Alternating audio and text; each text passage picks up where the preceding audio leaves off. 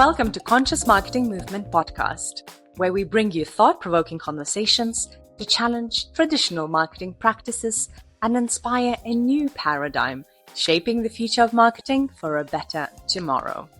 In our first season, we'll explore how can marketing drive climate action. We'll be talking with sustainability communicators, brand strategists, designers, all sharing their knowledge and first-hand experiences. So whether you're listening to us at home with your favorite beverage or on your daily commute, make yourself comfortable and enjoy the episode. Hello everyone. In this episode, we are joined by Megan Thudium, a purpose-driven marketing consultant on a mission to reshape marketing to be people and planet first. We'll dive into topics of effective climate communications, how to balance the truth-telling of climate, reality and the optimism, and how every marketer become a change maker. So if you're a marketer who is very curious to learn more about the climate communications and want to be on the right side of the history, then this episode is for you. Hello, Megan. Welcome. Hi. Thanks so much for having me here in person, which is very exciting to be with you in London. I know. Do you come to London often? I don't. So I'm here for a conference, and it's also a great excuse just to meet up with amazing people like you and from our greater conscious marketing community and sustainable marketing community. So I've been in coffee dates and all sort of, You're already on the agenda. I already have a great agenda today, for sure. Thank you so much for being here again. And I would like to start by kind of looking at your journey, how you call yourself an eco-marketer, sustainable marketer. What was the journey there? How did you come to this point where you are today? So the journey has definitely been, I would say, a lot. They're all kind of like an awakening phase. But I think my journey in comparison to a lot of other people's is mine was a slow and steady move towards this space. I've always been a creative person. I've enjoyed creating things and putting campaigns together and kind of very visionary person. So I've always been that person. And from there, I went, of course, into marketing. But where I started in marketing is not in this space. I didn't start in NGO or like a Greenpeace or anything like that. I actually started in B2B tech. So very technical, very different than what we're talking about here. Okay. Kind of boring and dry. Not. There's no tug there necessarily. Okay. And from there, I shifted when I started my business. It's been 6 years now since I started my business. My business is now Content for Good & Co. And that's also a reflection of my journey because in the very beginning of starting my business, I was working again with B2B software. It didn't feel fulfilling enough. And this space and this community just really fell into my lap. I got lucky one day. Somehow I got connected with a green brand and I loved the work that they were doing. It resonated with me. It kind of fulfilled this like deeper calling for purpose that I was looking for. From one, then another, and then another. And that's kind of what got me into the green space. And then I would say really what shifted me into this conscious marketing, sustainable marketing space is taking the Cambridge course. So this is a plug for the Cambridge course. I really did enjoy it. It was an eye-opening course because from there I shifted into, before I was doing marketing just for green brands. So thinking about green communication, doing it in an ethical and honest way, but absent without greenwashing. Of course, that's a really important piece of this entire puzzle. Sure. But the Cambridge course really like opens up my mindset of what is the potential of sustainable marketing and how it fits within the space of the sustainable transformation that we're looking to go through, not just in the business industry, but within our entire world and our civilization, like humanity. Yeah. And the sustainable marketing course really just put that in perspective for me. And at that moment, I was like, wow, there's just so much more good work that we could do. And it was such an inspiring jump board into where we are now. And a lot of people who kind of come or for one or other reason come into sustainability world, maybe the first reaction is to leave what they've been doing before. Have you ever had those thoughts of marketing, I'm not sure anymore, I'm going to leave it? Or did you have the idea of joining those two pieces together straight away? It's interesting that you say that. I'm actually having this thought right now. Okay. I think everybody who gets in this space, especially from the marketing communication side, might have this pull because we want to be doing more, right? Yeah. We want to be having a bigger impact. We want to be pushing. And I'm struggling with this right now because as much as I love what I do, and of course I work with a lot of green technology clients, there's a lot more we could be doing there too. Yeah. So I'm always pushing the bar. I've worked with some NGOs, always pushing the bar there. But how can I do even more? You know, I feel the marketing discipline as we know it now is still the main narrative. And as much as I love what I do, it's a lot of energy. Yeah. And so I thought, where can I grow my impact more? And that's why I'm actually thinking, you know, maybe it means going into like more of a sustainable consultant or sustainable manager and working internally with companies on their marketing and communication, but from the outside out. You know, it's a growth process for everybody. I don't think there's any one journey that's right. No. And correct. And everybody kind of has their own journey, and you kind of meet at different parts. And who knows, you know, I might go in that direction. I might stay in this direction. I might blend into something beautiful new. We can't foretell the future, right? No, and I think especially with us entrepreneurs, we have that spirit of change and wanting to keep learning more and more. And so maybe if you've been running your agency for a while now and probably learned so much about how to, get the clients, do it right, create a really good service, how to manage the team. And maybe there's just a different part of your journey now when you're, okay, maybe I want to go somewhere else right now. Yeah, let's see what's next. I love my company, what I do. And I just rebranded my company to reflect this journey that I just talked about. I'm very happy with where it is right now. Where I would love to see my business go is, of course, continuing to serve customers and clients as I have within the space and B Corps and green tech, but I want to work more on the movement. So everything that we're talking about now is how can I take myself into speaking opportunities, lecturing opportunities, workshops, because our community is still so niche. And there's just so much more advocacy work and like conscious building that we could do within the marketing space. So that's really where I would like to operate in the next couple of years. I'm so glad to hear that, because I think we are maybe meeting at the similar time. I was asking myself the same question, especially with conscious marketing movement. What do I want to do? Because I've been in activism for so long, and now I came back to marketing, and now trying to join those pieces together. And my heart beats at having conversations like this. But the most excited I get when we present the ideas of conscious marketing or sustainable marketing outside of our bubbles. And that's quite uncomfortable, but I'm willing to do that work, to go and maybe challenge the status quo. And just going back to your agency Content & Co. Content and stories is what you've been kind of living and breathing every day for a while now. And I wanted to explore today with you about this idea of effective climate communication. And it's very big, but I do want to ask you a question. What is effective climate communication? I think this was a really great question because it could be taken a lot of different ways, and I think there's a lot of different layers. You know, the side of my marketer brain is going straight towards like the objectives and like the technicality of the marketing campaign. Okay, how are we building campaigns that are reaching certain objectives and goals? And of course, those are going to be different depending if it's a company or if it's an NGO. If it's a Greenpeace, you have different objectives. I think that's a way to judge if it's effective for yourself. Such a great question, because again, this is like the green marketing box. It's like, how can we pull this question out? It's like, what is the transformation that we want to see in marketing? How are we transferring it into a force for good? Which is my purpose, to make it more people and planet first focused. What does that look like as a transformation? Okay, well, that gets a little bit exciting because there's a lot of creativity and there's a lot of like thoughts and processes that can go into and building in what that vision is. I love that. I love that you bringing the creativity, because that was the first reason why I came into this industry in the first place. 15, 16 years ago now.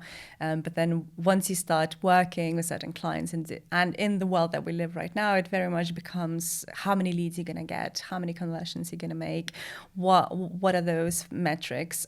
So remembering that we are a creative industry at the end of the day. But coming back to climate communication, at least in my brain, or at least maybe because I've got that sort of experience, I tend to maybe divide those two worlds separately from, let's say, advocacy work and climate activism messaging, which is very strong, very brave, courageous, and it can be very confronting as well, versus maybe how we run climate comms for climate tech clients. What do you think we can learn from one another, from those two, I don't know, opposites maybe even? Yeah, I would say that they are kind of opposites, because I think what you're hinting at is kind of the traditional corporate sustainable responsibility narrative. Yeah. How we view corporate sustainability within corporations. It's very green attribute focused. I was just having a great coffee conversation about how we need to bridge this kind of traditional CSR perspective, even in marketing, towards more impact marketing, sustainable marketing,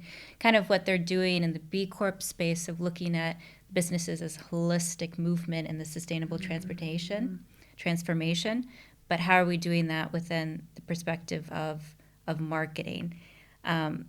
There's a lot to unpack there, but I think one thing we could unpack there that I've been thinking a lot about is this idea of advocacy.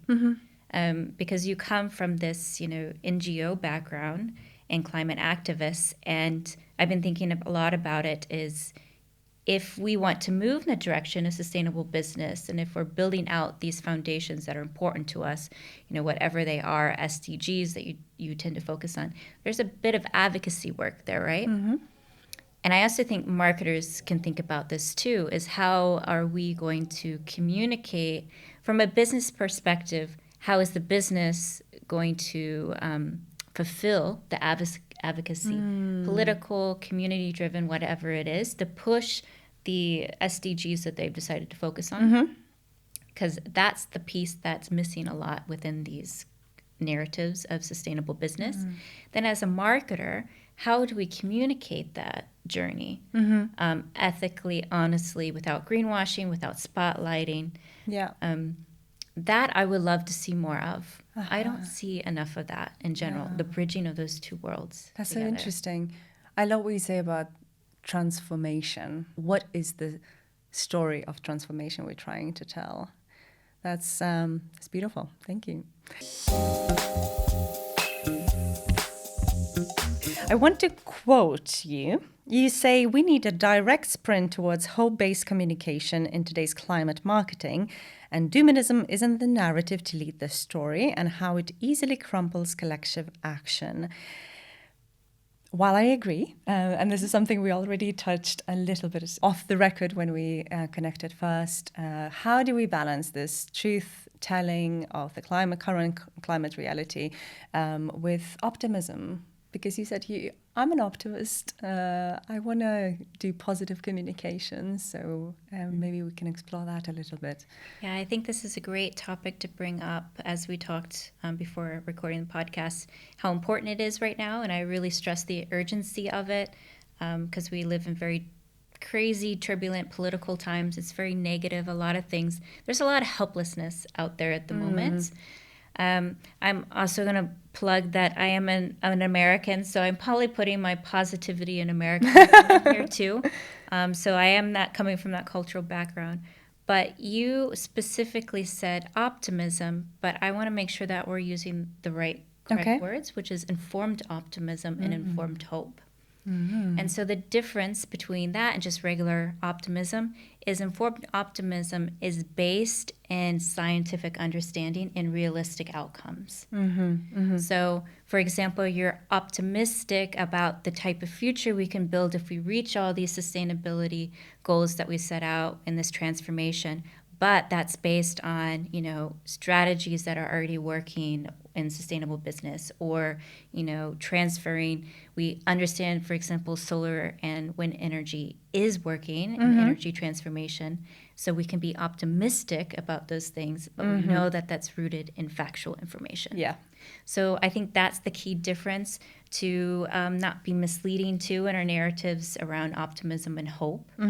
They have to be rooted in some sort of scientific and realistic evidence. I think we need just like an overliness of optimism and hope right now, because there's so much negativeness, and we almost need to battle those narratives, like suppress them. We have to remember, like, I think I'm not a psychologist, but when it comes to human psychology, negativity and these type of messages are amplified in our brain much longer and much stronger. So we almost need to do with every negative message that we see out there right now about climate or whatever is going on, we need to amplify it by 3 with hope, informed hope, and Informed hope. Informed hope. And informed hope.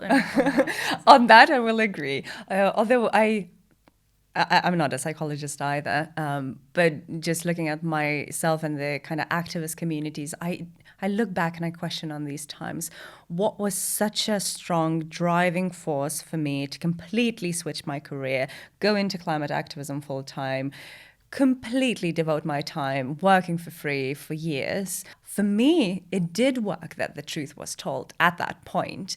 At that time, for me personally, I really needed to hear that, because I was in shock when I heard it.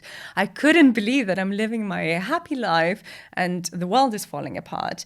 And that truth-telling, telling the facts, how they are, reading IPCC reports, understanding them, joining the communities, talking about how horrific the situation is, that pushed me into action. That led me where I am today and changing my entire life. And while I agree with what you're saying, that maybe where we are right now in 2025, it just becomes more and more challenging, and we need that hope. Maybe we're just tired of the doomism, as you say. That doesn't work. I agree with that.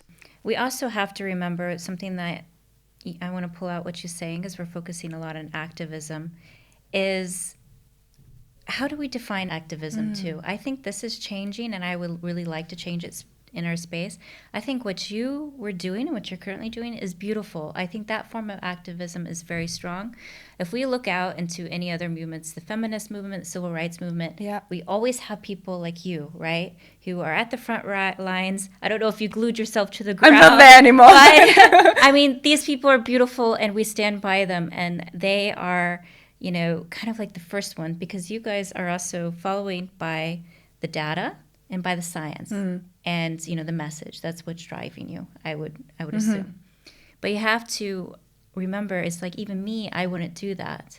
So the other 80% of the world, let's say, are going to forget the deniers and everything. They're just out of the box. So if we look at the other 80%, they care about this stuff, but they don't want to be doing necessarily these type of things. So how can we change the idea of activism, and in the sense of activating people to make action?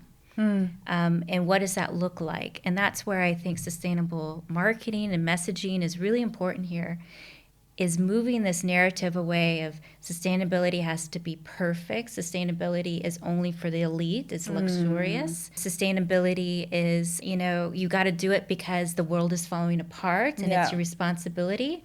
And more towards informed optimism, hope-based communication, where this is the world we're building together. This is the beauty of that world. It's going to be more just. It's going to be more well-being focused. It's going to be greener. You're going to have beautiful parks outside your window. This is the way that we're moving. And for you to be part of that moving, you become an activist, and where, like, for example, show up at your town meeting and you say that these are the things that you want. To me, that's a form of activism. Me, as what I'm doing in my business, everything, talking to you on the podcast, writing all the time on LinkedIn, my YouTube, I also say that's a form of activism. Yes. Putting yourself out there, talking about the things that are meaningful to you. And I think the key part there is the action part. So actually making action. So action is activism. That's the root of the word. Yeah, and who's there? I was also questioning who's who's there to tell what is the bigger impact, right? Because it's so hard to calculate. And maybe we're joining these big movements and being at the front, the middle of the street and blocking the roads is one way of doing it. Social movements usually have their purpose to exist for quite a short amount of time. Maybe some people would disagree with me, but in my judgment, they come like this, like a bomb, like a fire signal. We're going to shout very loud so people can pay attention, but then the everyday work needs to be done in those offices, in the board meetings, and this is where the role of eco-marketer comes in. Exactly. And everybody has a place in the movement. I think that's the main message that I want to pull out there. And that's where we go towards the eco-marketer, the sustainable marketer. What can the everyday person in the marketing department do as part of this movement? The majority of people now want to see more climate action from their companies and their governments.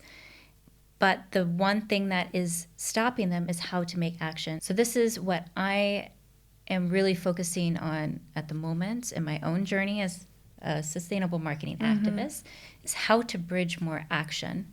And there's a lot of different phases I think we have to go through, and we could dive into that a lot more, but that's the next step. If you've been in a certain department, and especially if it's a big organization that has a hierarchy and lots of bureaucracy, it's quite scary to be that person in the meeting. Hey, excuse me, I do not agree. How about we do this? What would you say to marketers in the marketing departments that understand that there's a problem, but they just don't have the courage to act? If you are inside your department and you're struggling, like it feels like an upward battle, I always recommend people to start with small. So start with yourself. Start with the things that you have in control within your focus. So as a marketer who is consciously minded about what's happening, what are the things that you can start changing in your discipline? Let's make a very specific example. I am a content marketer. Let's say I'm sitting in a department of a company. I'm deciding on what type of softwares that I'm going to need as part of my writing process. Okay, I want to choose an ethically conscious tool. And how big of an impact would that have? You can create your criteria, then you can go and do the research, and then that could be one of your selling points, because sometimes it is a bit more expensive. So you have to come with your selling points and talk and sell it to your manager within their worldview. And their understanding. That's, kind of your sales hat they would have to put on. But that is just one small step that can have lasting impacts just within your one core focus of your discipline. And the impact is huge because you will be using that software on a daily basis and your team is going to be using. So that's a very good example. Thank you for sharing that. I would like to take us now a little bit back into the kind of the macro big issues we're talking about, and we don't need to go into politics a lot right now, but we are aware what's happening in States right now. I'm Lithuanian. There's a war in Ukraine. We, as sustainable, ethical marketers, how can we adapt our messaging to the kind of constantly changing political landscape? What would you advise? If I was to think, if we want to think about it in practical terms, I would also, we're kind of going into a conflict messaging and crisis messaging era. I've already heard this a little bit from workshops and podcasts that I've listened to. So again, you can, for example, reflect back on how you were going through the pandemic experience and how you were shifting your marketing. Yeah. So if we think about it just from that lens, talking about your marketing, doing your promotions and everything internally and externally, being a little bit less aggressive, maybe a little bit softer brand narratives, these type of things, reaffirming customer loyalty and community and these type of value systems, I think is really important right now. But, we're conscious marketers, right? So it might also be a good time for you to step back and think, okay, well, when people are hurting right now, people are scared, people are afraid. Should we be as aggressive as we would, if the world was in a different place at the moment? We could argue that they shouldn't be like that at all, but this might be a good time to be, a reason to bring it up in your department. Be like, maybe we shouldn't be pushing that buy now, manipulative behaviors and all that. You know, like all this aggressive marketing, because that's not what people need at the moment. No. And we want to stand apart as a brand that embraces sustainable values of interconnectivity and community and understanding and these type of things. And how can we show that through our marketing? I think that's really relevant right now, especially with the feelings and the climate at the moment. I agree. We had a interesting exercise, to say the least. We were running a climate activist campaign against fossil fuels in Lithuania, and the war in Ukraine started. And the whole campaign, the whole messaging that we had at that point, we had to rethink it. And we came to exactly the same conclusion what you're saying. We decided people do not need to hear about these big challenges that very rarely they have a lot of control of. So we decided to bring the joy, and we're like, okay, let's make this into climate festival. And we ran citizens assemblies, we invited musicians, and because what we thought it was necessary at that point is it was unity and for people to feel supported, because it's so scary. People were packing their bags.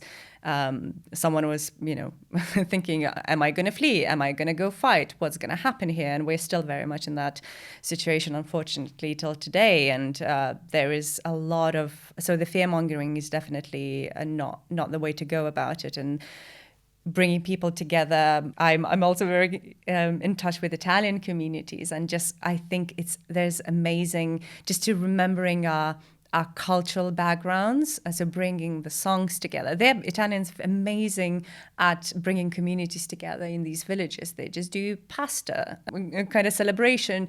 And then there is a stage, and someone talks on the stage about current political affairs. But because it's done in a kind of joyful way with a message, come, there's free pasta, have your glass of wine, and let's talk about this. I think it's much more enjoyable, and it also brings people outside of the bubbles. Yeah. I also would say it's a form of activism and rebellion, because if we look at our world, we're moving towards negativity, authoritarianism, pulling people apart, polarization, misinformation. Yeah. We bring people together, and we find our similarities and not our differences. That's a form of defiance against the current regimes, or that we say the things that are building up right now. Bring people together to have conversations, to inspire hope together. That is a form of defiance against what's happening. People have to be engaged with each other multiple times. They have to understand each other. They have to find similarities and things that they connect with. Then from there, they create micro groups, and then they create action in whatever directions they go. So what you're talking about is building connection at the end of the day. And that doesn't happen just like that. How do we create these conditions for people to come together and just have conversations, just have a chat together continuously? I know you're doing amazing things in Berlin, creating events. Maybe you can share a little bit about that. I'm digging into it, because it's been what I've been thinking a lot about at the moment, is how to create these community connections, because I do believe action comes out of it. And I've been trying in Berlin, I am planning events raised around the topic of can marketing be a force for good?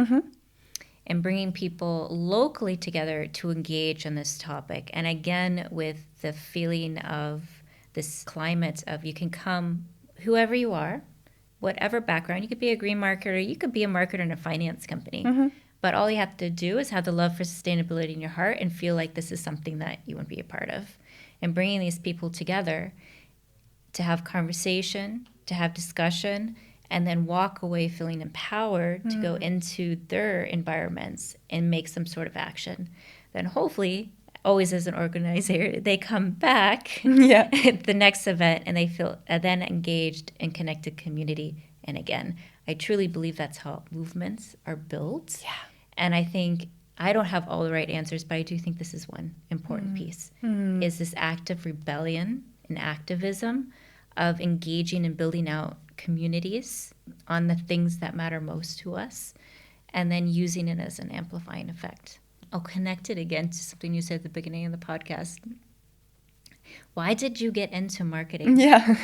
I got into marketing because it was creative. Yeah. And I thought it was fun. And that's something I recently read in the Sustainable Marketing book again, by Paul and Alexis, is marketing has shifted so far away from the foundations of what marketing is. Yeah. Marketing is about connecting people towards demand, driving demand in that, connecting people towards demand, bringing them together over things that they need, doing that in creative and kind of encouraging and next level ways. I mean, that's why I got into marketing. That's why I love marketing. But we've shifted so much, especially in the last 5 to 10 years, to this demand generation feel. It's like it's all about pushing sales, increasing value and their perspective of value. We can also talk a lot about our perception of value right now is completely off. And that needs to change in marketing. But this is also why I'm thinking about my own career. This isn't fun anymore. No. Being in these spaces. This is not why I got into marketing and why I love it. So that's also where I would love to see our industry push against that. I'm like, no, this marketing can be so much more. We can push so much higher limits, and we can create movements, we can create visionary, we can encourage people to build this like better world that like there's so much potential there. And when I think about that, I get so excited. Yeah. And I get very enthusiastic. And if you think about it, that's what brings me up. That's like what I get up in the morning to do, not, sit down at my desk, be like, I'm going to drive demand. Yeah. I'm going to get that visibility in that post. That's what lights up my fire. Maybe some marketers, yes, but I don't believe most marketers go to work thinking that. So I would love to reconnect to that passion again of what makes marketers and creatives love what they do, because that essence is really what we in conscious, sustainable marketing to drive that movement forward. At the end of the day, is belonging, connection, empathy, impact, is all the beautiful sides of humanity. If I can achieve at least one of them through the work that I do, that would be a massive success. And unfortunately, as you say, we're so far away from it. And what on earth happened to marketing? What happened?